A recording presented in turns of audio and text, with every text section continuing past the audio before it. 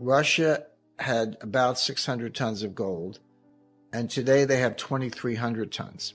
China had about 600 tons of gold, and today they have about 2,000 tons, just slightly less, that we know of. And they may have several thousand tons off the books in the State Administration of Foreign Exchange that we don't know about because that's completely opaque. So Russia and China did exactly what we warned the Pentagon about in 2009, exactly, which is increase their gold reserves by a factor of 4 or more. When you talk about reserve currency, you have to understand what that means. It's not like the People's Bank of China has a bunch of $100 bills on pallets stacked up in the basement. When people say reserve currency, what they really mean is the currency of the bonds that they invest in. In other words, they're dollar-denominated assets in the form of treasury bonds or notes. That's what China actually has on their books, not like the dollars per se. What I was hypothesizing then, and I'd come back to this, is you can create a brand new currency that does have all that stuff. And in my example, they used a Swiss bank, UK law, put the gold in a third-party depository. If you wanted some of the new currency, you could deposit your own gold and get some of the currency or trade with them and run a surplus. So it was a replacement system, but you would need the gold to instill confidence. But they don't have bond markets, and they're not going to have them soon. So the yuan and the ruble aren't going to replace anything. I'd like to begin with your recent thoughts on Russia, and then part two for the folks at home, we will be tackling the issue of inflation. But I'd like to start by getting your thoughts, obviously, on Russia and Ukraine, and something that you recently wrote, that what happens in Russia doesn't stay in Russia. Russia may be the first victim of U.S. sanctions, but the entire world will pay the final price. Well, the repercussions may be felt for 10 years or longer, but the immediate impact is going to go well beyond the so-called sanctions. What the point I was really making was we're slapping sanctions on Russia. Russia is hitting back with some retaliatory actions, and it's pretty easy to look at the direct impact of that, but there's second-order and third-order effects that will pop up all over the world and could very quickly get out of control. Think of it as the economic equivalent of a nuclear war. Nobody wants a nuclear war.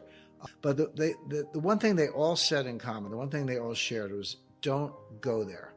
And what they meant was that nobody wakes up and says, oh, gee, I think I'll start a nuclear war today. What a good idea. That never happens.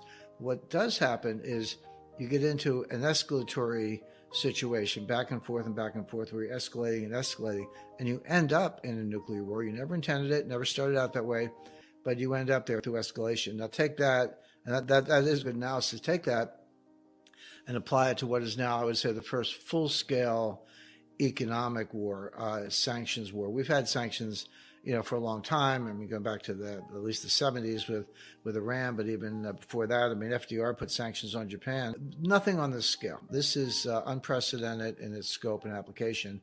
And my only point is the effects of this are going to not just last a long time, yes, but they're going to pop up in very, very unexpected places. The beauty of Twitter is that you can look back in history, and there's a tweet of yours that came up from 2015, Jim, because you're talking about how these things don't brew overnight.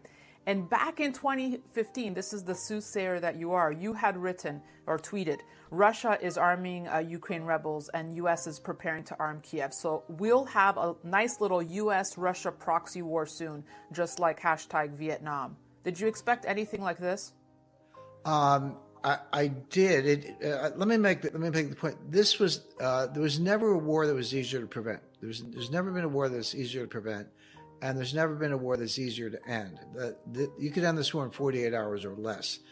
Having said that, I did expect that through a series of policy blunders and escalation, in this case, military escalation and political escalation, and then later in the book, around on page 250 or so, I have a whole section on Ukraine, Russia, and natural gas. So this has been brewing for a long time.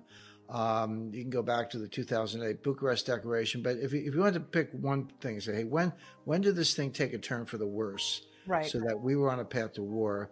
That was the color revolution sponsored by Obama and Biden, which was a coup d'etat. I mean, the president of Ukraine at the time, he was pro-Russian, and Obama set out to depose him, and they did. And they put in Poroshenko, who was a U.S. puppet. And at the same time, like a month 2 months after the Color Revolution, 1 month before Poroshenko, Putin took Crimea.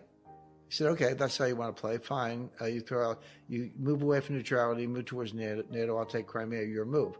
And then there was nothing. Putin didn't take 1 square inch during the Trump administration, because Trump is highly unpredictable.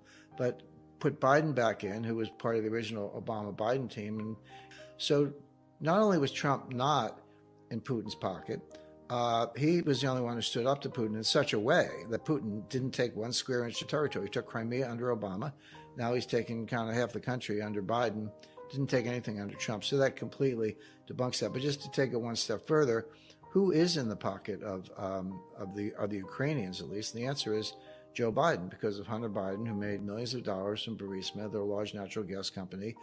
Ukraine is ranked in the low 90s of the most corrupt countries in the world. In other words, it's at the bottom on a corruption list with the most honest countries being on top.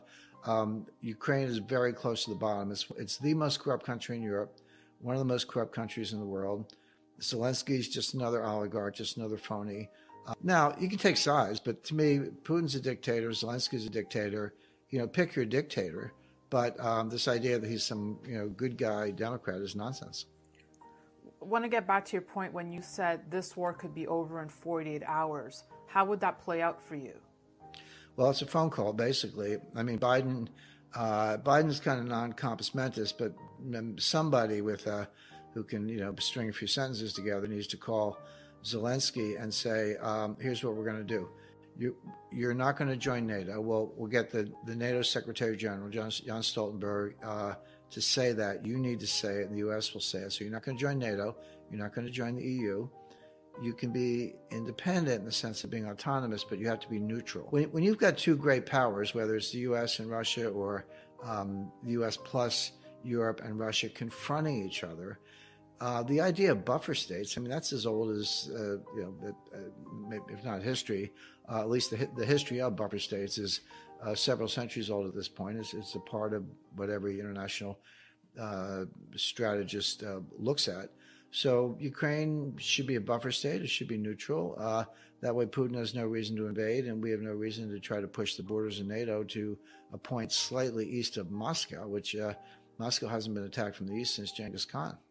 Let's talk about the economic war once the kinetic war, as you say, is over. And, you say Russia's not a punching bag that takes hits without hitting back. You cite, for example, Russia will be teaming up with China to roll out the Chinese credit card system for Russian consumers. This comes after Visa and MasterCard ended all business with Russia. Their efforts won't end there. So let's start with that, how we might see this power play emerge between China and Russia, or this teaming up, this partnership. These sanctions will not work to stop the war or slow the war or change the outcome of the war. Now, they absolutely punish the Russian economy. Yep. They punish Russian individuals, consumers, Russian citizens. They're going to have fewer options, more expensive goods. Their economy is going to slow down. Unemployment will go up. The ruble is devalued. All those things are true. But they're also true in the United States. We're going to punish Americans far worse than the Russians. We're already seeing, I took a long trip yesterday. I filled up my car with gas at the end of the trip.